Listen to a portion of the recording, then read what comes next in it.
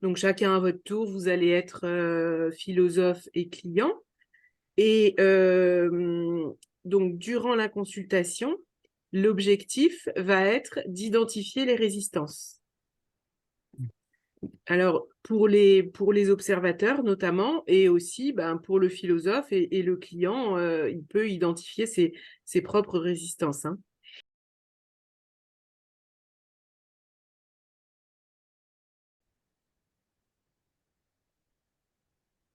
Alors, bonsoir Euh, Ali. Bonsoir Julien. Est-ce que tu aurais une question pour démarrer?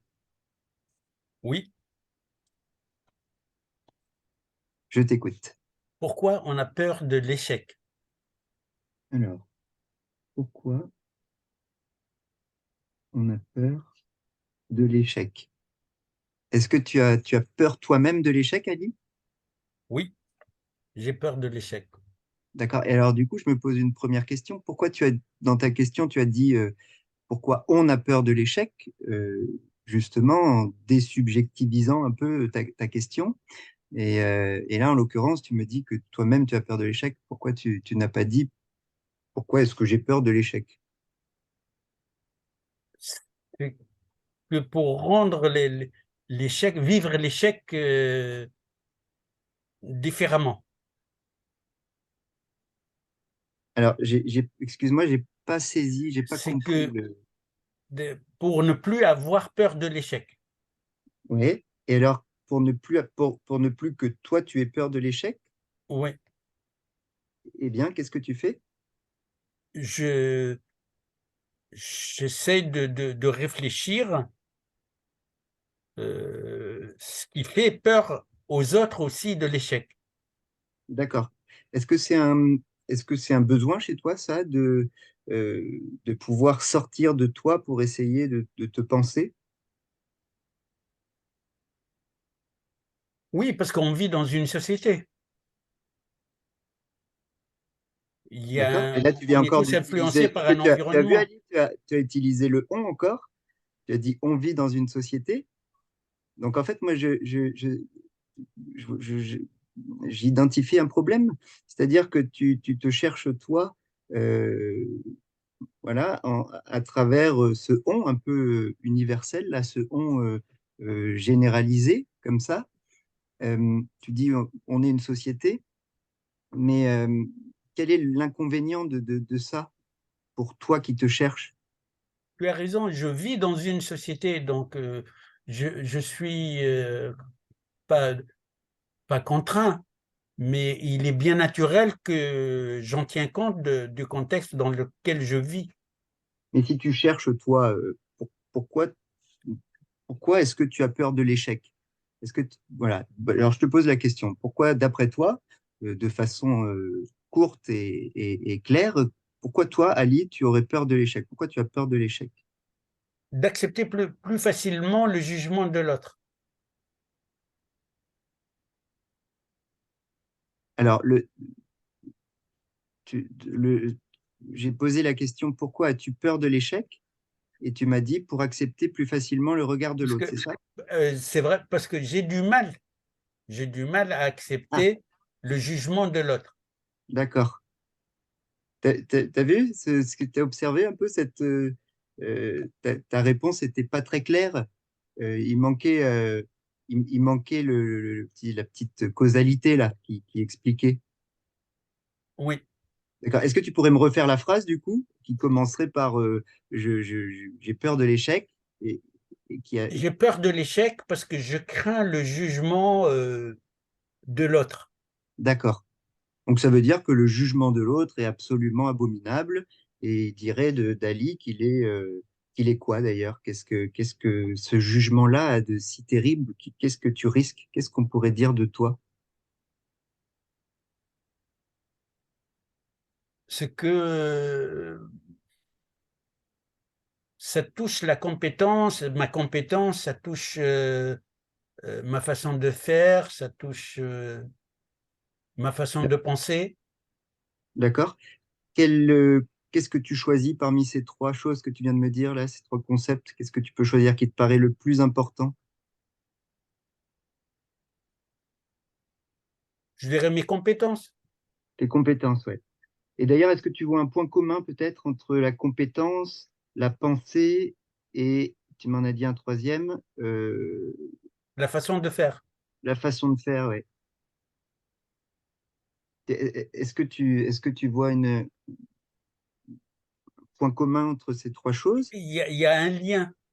Ouais, quel est-il? C'est-à-dire, c'est de réussir, de bien penser.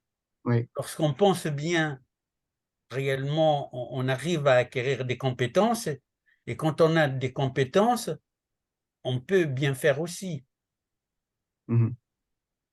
Et alors tout ça, là, ça, euh, est-ce qu'on ne se définit que par nos compétences, nos savoir-faire, notre pensée?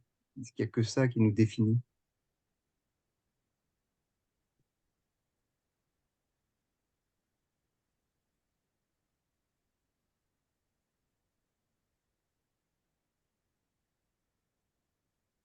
Ça va, Ali? Je ne suis pas, je réfléchis là parce que je ne trouve pas la réponse à ta question facilement. Mhm. Je te propose quelque chose?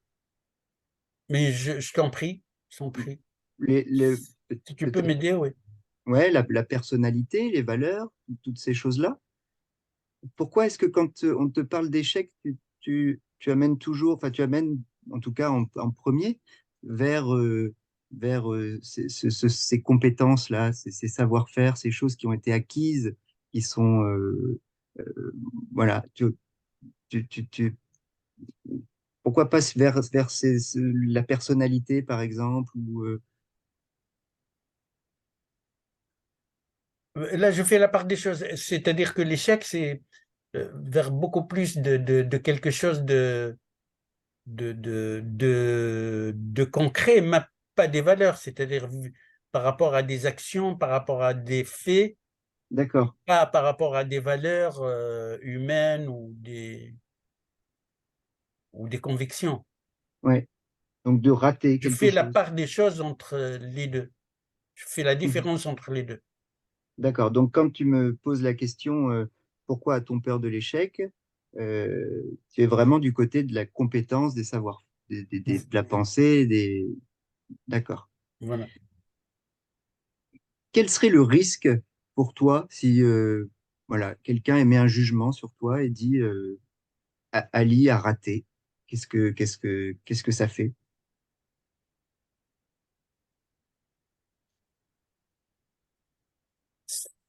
Euh, Ça crée un doute de soi. Et lorsqu'on doute de soi, c'est qu'on perd confiance en soi. Donc, tu associes le, Pour se relever, après, il faut un certain laps de temps donc, tu pour associes dépasser tout ça. le doute à la confiance, c'est ça? Non, c'est le jugement de l'autre. Oui. Le jugement est négatif. Ça crée en moi quand même des doutes. En Mais ce si, qui, Ali, tu es le grand spécialiste en je ne sais quoi, le grand spécialiste, et quelqu'un n'est pas d'accord avec toi parce qu'il existe un autre point de vue ou je ne sais quoi, tu t'effondres à ce moment-là? Parce que si quelqu'un doute, à partir du seul moment où la personne doute, on dirait que tu t'effondrerais. je passe du temps Mhm. pour comprendre le jugement il le trouve, et pas une justification, mais pour trouver son objectivité. Et là, il se situe où le doute, du coup, pour quelqu'un qui cherche à comprendre, qui va passer du temps à comprendre?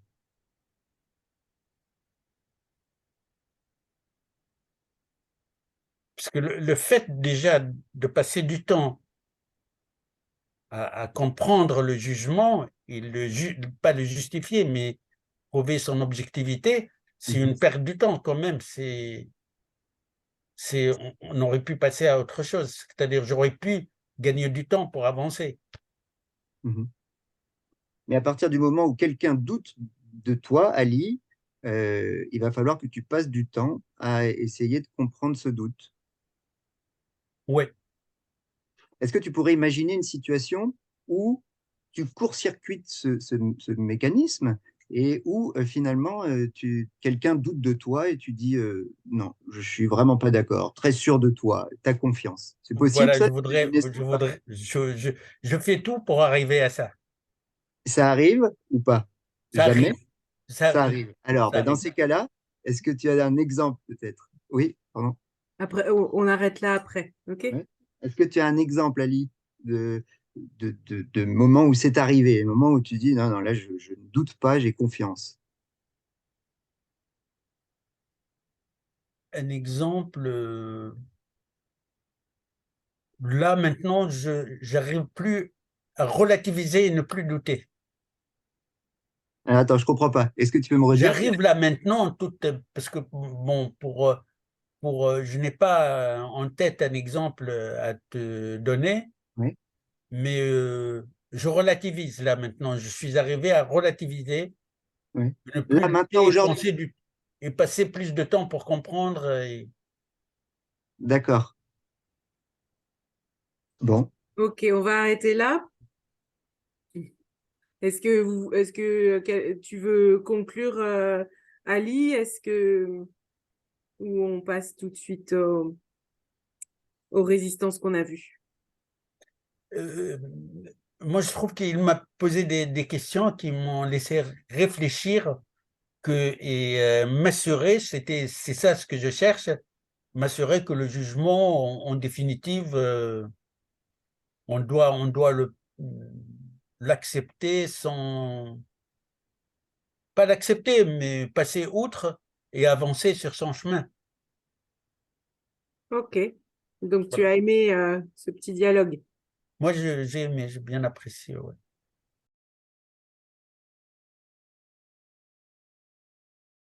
Alors, les observateurs, on va commencer par vous. Est-ce que vous avez identifié des résistances? Ouais, Olivier et Phil. Alors, est-ce qu'il y en a un qu'on a identifié qu'une seule? Alors, Olivier, vas-y. Alors, moi, j'ai identifié une résistance qui est apparue très tôt et qui a été la généralisation. Julien l'a souligné très vite en demandant à Ali pourquoi il utilisait le on et non pas le je. Et alors, elle m'a frappé celle-là parce elle fait écho à la mienne. Moi, j'étais dans une forme de résistance en étant, tu as dit, Marie, collée à moi-même, un refus de sortir de ma subjectivité. Et Ali, c'est l'inverse. C'est-à-dire Ouais. il refusait d'être dans sa subjectivité et il généralisait tout le temps, alors qu'en fait, il parlait de lui. Voilà, donc c'est la résistance que j'ai identifiée au début. Ouais, tout à fait. Et puis, bon, bah, effectivement, Julien l'a immédiatement travaillé.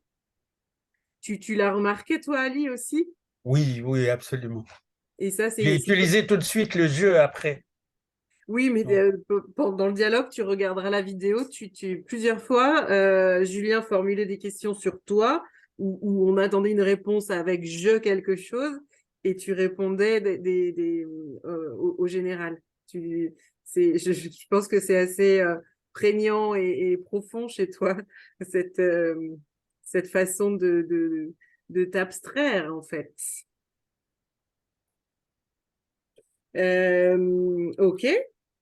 Alors du coup, Phil, toi, tu en as vu d'autres? Alors c'est en lien. Mmh, disons, il y a une résistance à la vie au monde intérieur ou en tout cas au monde de l'être. Donc, c'est une résistance qui utilise en fait systématiquement ce qui est du savoir-faire ou ce qui est du domaine du circonstanciel. Donc c'est toujours extérieur.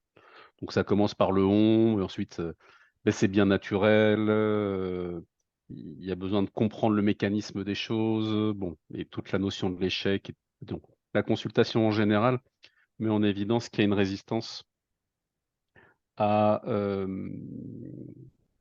à l'intériorité, je ne sais pas comment dire ça autrement, enfin en tout cas à la pensée du connais-toi toi-même, enfin de soi-même. Donc systématiquement, il y a un empêchement qui vient de l'extérieur. Le regard de l'autre, l'échec, les moyens, ce qu'a très bien identifié Julien, les compétences, Donc, les façons de faire, etc. la pensée circonstancielle, c'est ça? Oui. L'utilisation des Mm. circonstances. Effectivement, la pensée circonstancielle s'oppose plutôt à à la pensée philosophique, hein, où on demande justement de penser hors des circonstances, hors du contexte, de manière générale. Donc oui, il y avait cette résistance-là également. Qui l'avait remarqué ou qui, même sans l'avoir précisément noté, qui est d'accord avec Phil sur cette résistance d'Ali. Ok.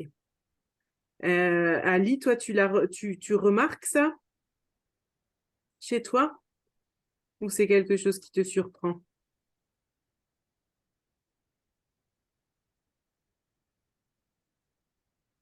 C'est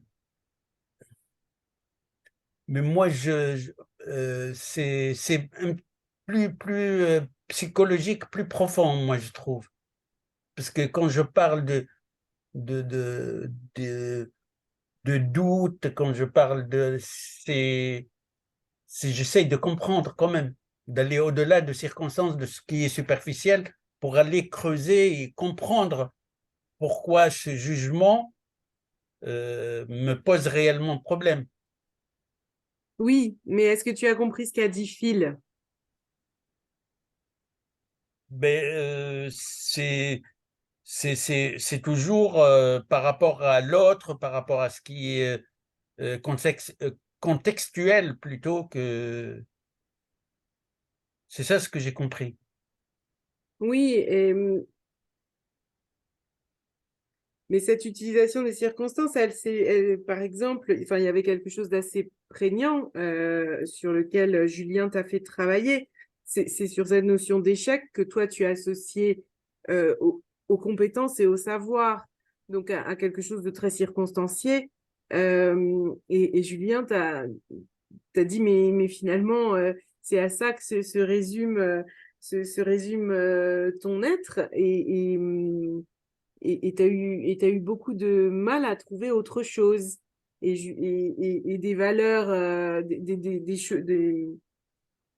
les autres composantes plus Des philosophiques, valeurs et hein. des convictions, oui, ça y est, Voilà, là, voilà.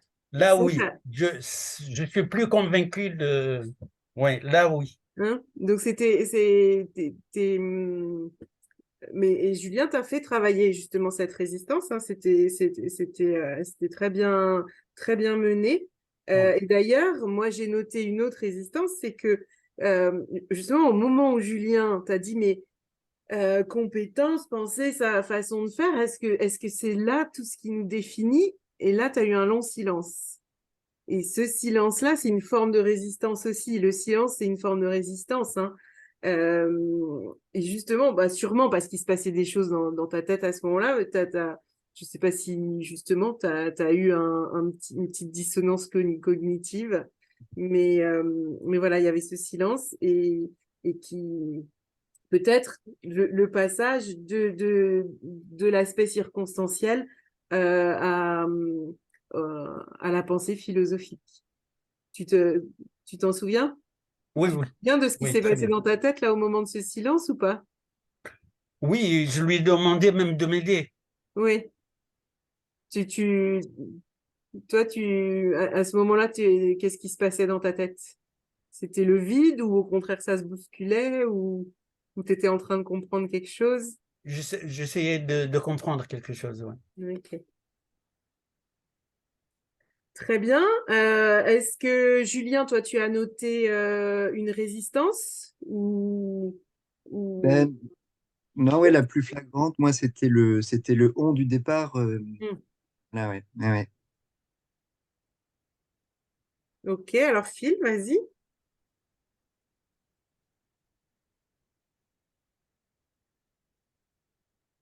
Il y aurait une résistance dans le sens où quand on utilise le fait qu'il faut toujours comprendre quelque chose,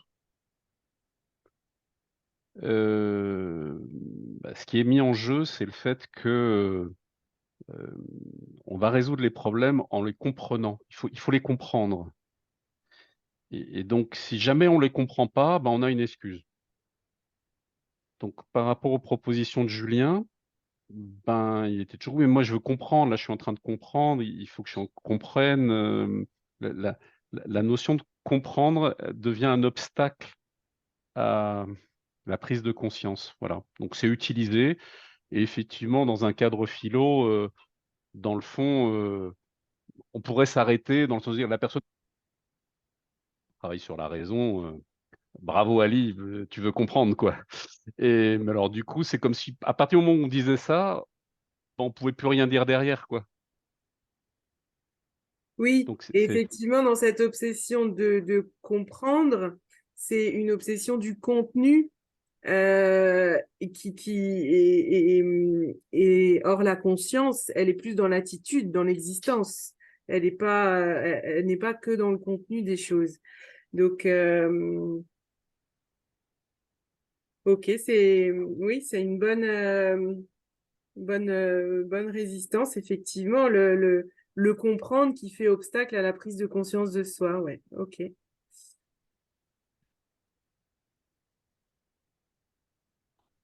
Est-ce que quelqu'un en a une autre?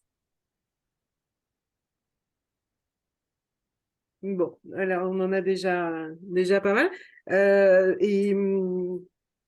Je dirais que Julien, tu les as plutôt bien travaillées en général, hein, les résistances, tu les as vues et travaillées. Donc, très bien.